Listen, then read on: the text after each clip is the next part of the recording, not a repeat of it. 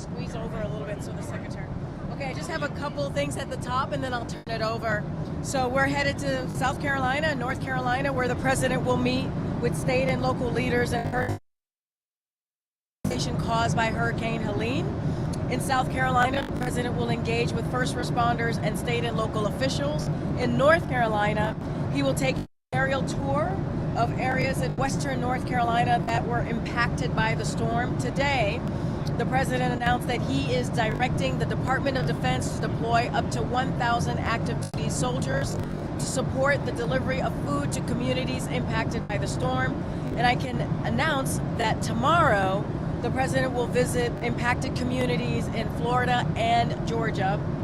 In North Carolina and South Carolina and across the affected areas, the Biden-Harris administration has remained focused on using every tool available to help people and their communities begin their road to recovery and rebuilding. In fact, President Biden recently approved an additional major disaster declaration for Virginia, unlocking more resources to provide survivors with direct disaster assistance. To date, more than $10 million has been provided directly to those affected by Hurricane Helene. As the president said yesterday, we will be there until the work is done. And now I'm going to turn it over to the Homeland Security Secretary, Mayorkas, who is going to speak to the federal response, update on federal response. Good afternoon. So the president has expressed his need as a commander-in-chief to see firsthand the impacts on the ground. This is not the first trip that I've taken with the president for that purpose. We were in Mayfield, Kentucky together. He has said there is no substitute for interacting with the individuals, with the victims of these extreme weather events, and that is why he's taking this trip. He has directed me and every member of the cabinet to devote the full force of our personnel and our resources to the assistance of the victims of hurricane of historic strength. I can with some data if you find that helpful. Unfortunately, I forgot my glasses, but I will say that remember something about the data. It changes every hour because we are continuing to pour resources in. Is give you a good understanding of the magnitude of the federal response. It's really quite breathtaking. So more than 4,800 personnel from across the federal workforce are deployed, more than 1,000 of whom are from FEMA. We have shipped over 8.8 million meals, more than 7.4 million liters of water, 150 generators, and more than 225,000 tarps to the region. As of today, search and rescue teams have conducted nearly 1,500 structural evaluations and hundreds of rescues and evacuations. And additionally, of course, federal search and rescue teams are deployed. The status of the federal response is dependent on the conditions on the ground. So in certain areas that are remote, mountainous, and that have been hit hard, we're still in search and rescue. In others, we are already in response and recovery mode. It varies according to the demographics of the and topography.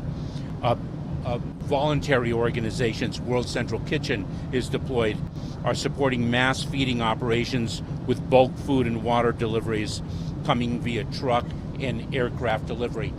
Some of these areas are remote. We are doing airdrops and like. We're getting assistance from the Department of Defense and other resources. The Salvation Army is deployed.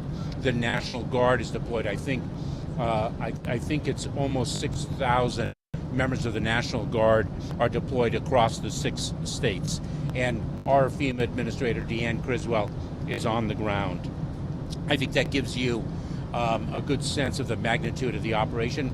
You should know that in the 6 impacted states, we had declared emergency declaration prior to Helene hitting. We had pre-positioned assets, and as Karine mentioned, the president, upon request of the particular states, I think it's 5 now, I can confirm that, declared major disaster declarations.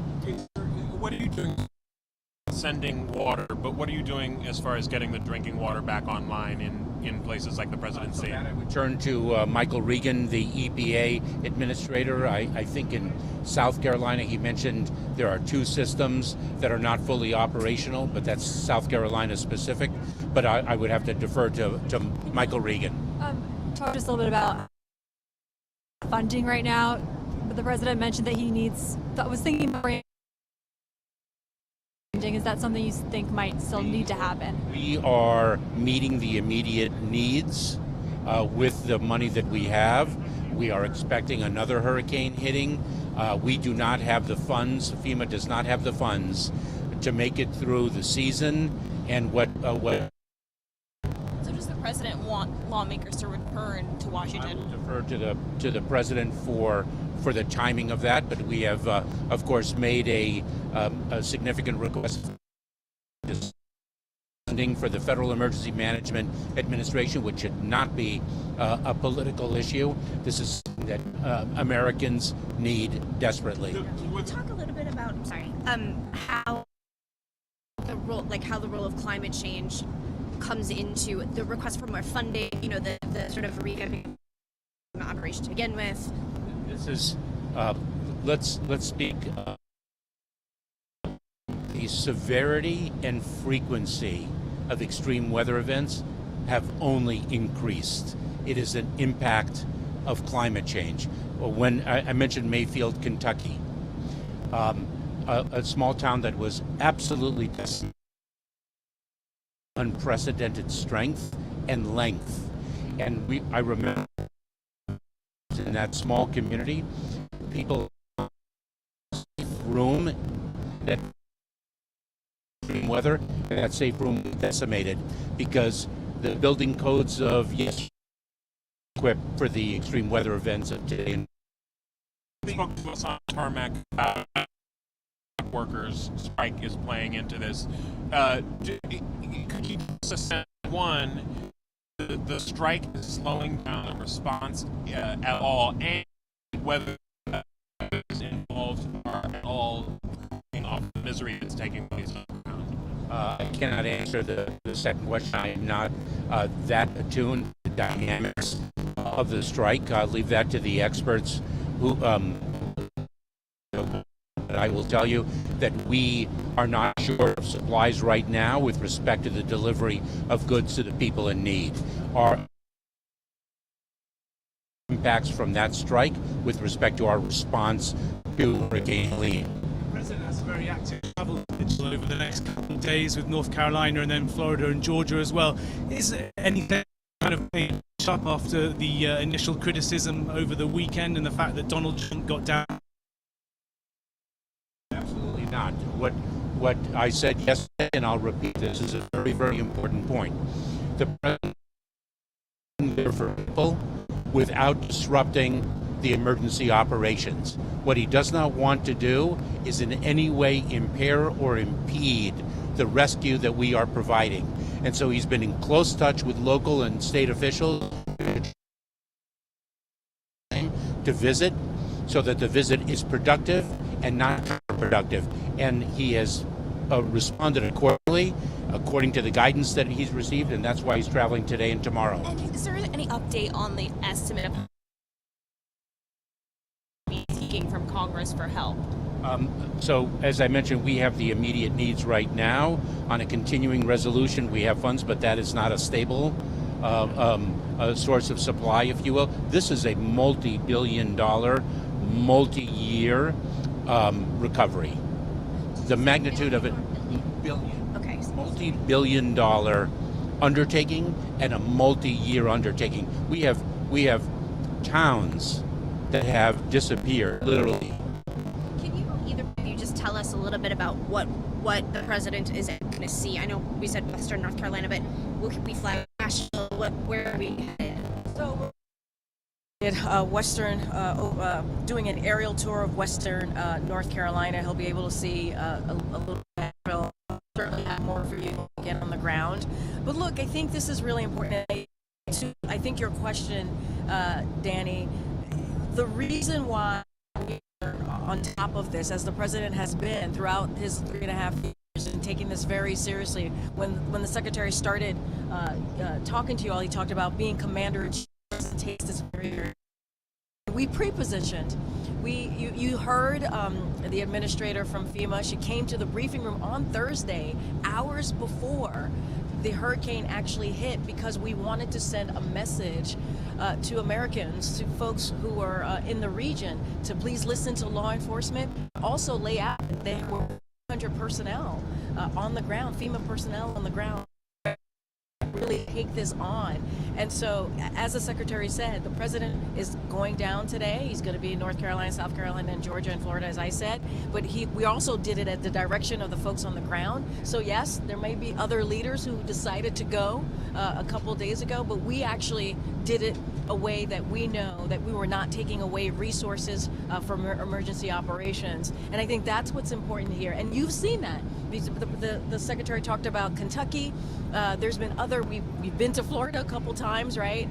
With what we have seen over the past couple of years with natural disasters. And so this is a president that is going to take this seriously. He's going to see for himself and thank, obviously, the